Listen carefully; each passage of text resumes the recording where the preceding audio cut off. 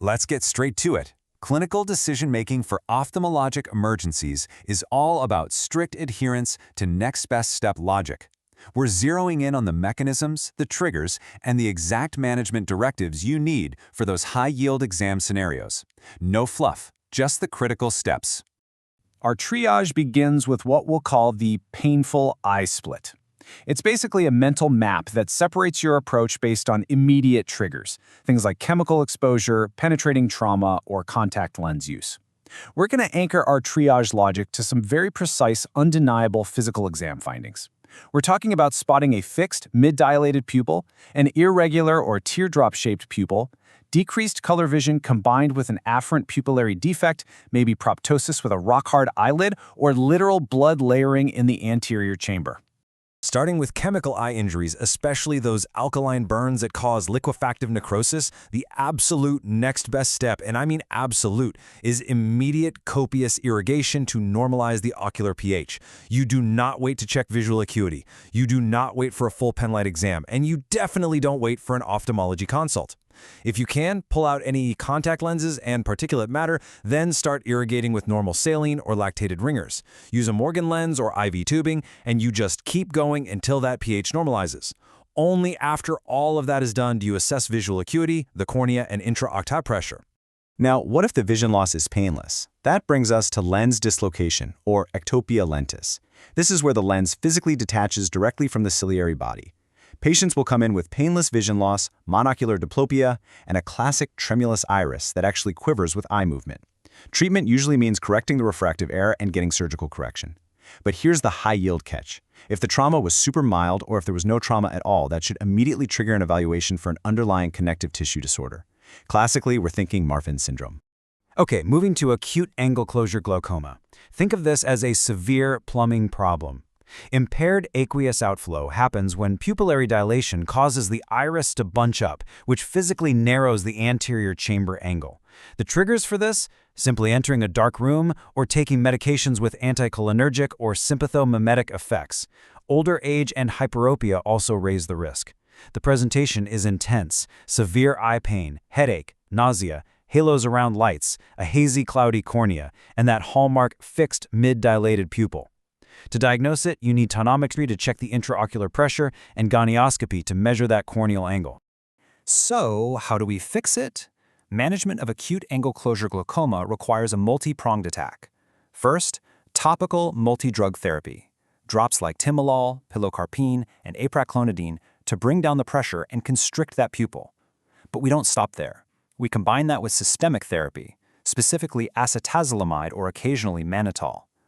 Ultimately, though, the definitive treatment to resolve that anatomical blockade once and for all is a laser peripheral iridotomy.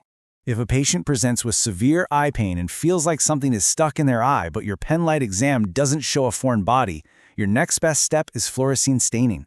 For simple traumatic abrasions, you irrigate to remove any unseen debris, throw in a topical antibiotic like erythromycin, and focus on pain control. But if they are a contact lens wearer, you absolutely must use an anti-pseudomonal topical antibiotic like ciprofloxacin and strictly avoid eye patching. Patching a contact wearer is basically inviting a severe Pseudomonas infection. And keep an eye out for the sidal sign. That's when you see concentrated fluorescein uptake clearing in a waterfall pattern. It means you're dealing with a full-thickness corneal laceration and aqueous humor is actively leaking out. That leaking aqueous humor is a great segue into open globe injuries. These happen from blunt force rupture or direct penetrating laceration. The exam clues are usually pretty undeniable: a gush of fluid, decreased vision, low intraocular pressure, and classically an eccentric or teardrop-shaped pupil. You might even see extrusion of the vitreous. If you identify an open globe, stop. Avoid tonometry. Do not put any pressure on the globe and avoid any unnecessary manipulation. The directives here are strict. Place a rigid eye shield immediately. Then, get a CT scan of the orbit to check the architecture. Administer IV antibiotics along with tetanus prophylaxis and urgently consult ophthalmology. Here's a really fascinating high-yield complication of an open globe penetrating injury: sympathetic ophthalmia, sometimes called spared eye injury. It's a delayed complication. Basically, the unilateral penetrating trauma exposes hidden ocular antigens that were previously locked away behind the blood-eye barrier. The immune system suddenly recognizes them, mounts a delayed hypersensitivity response, and actually starts attacking the healthy eye, resulting in a bilateral panuveitis. Let's compare optic nerve injury mechanisms. We're looking at either indirect shearing forces from blunt facial trauma or direct trauma from a penetrating injury. The clinical features you're watching for are acute vision loss, decreased color vision, and an afferent pupillary defect. Diagnosing this requires a CT scan of the orbit, and it mandates an urgent ophthalmology referral because they might need surgical decompression. Speaking of needing decompression, orbital compartment syndrome is a drop-everything emergency.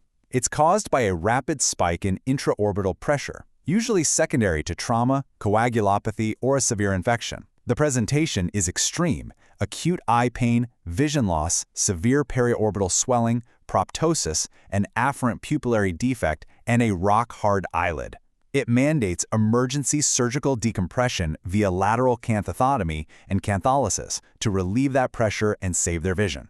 Next is traumatic hyphema. This is where blunt trauma causes tears in the ciliary body or iris vessels, and you'll literally see blood layering in the anterior chamber. Patients have eye pain, photophobia, vision loss, and unequal pupils. Managing this means an ophthalmology consult, strict bed rest with the head elevated, placing an eye shield, and giving cycloplegic and glucocorticoid drops. You also have to closely monitor their intraocular pressure to prevent permanent optic nerve atrophy. We're wrapping this up with one absolutely crucial, high-yield Step 2 concept regarding hyphemas.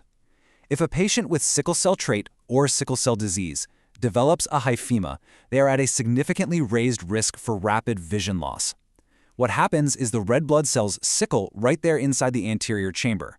They completely clog up the trabecular meshwork, causing massive, uncontrollable spikes in intraocular pressure.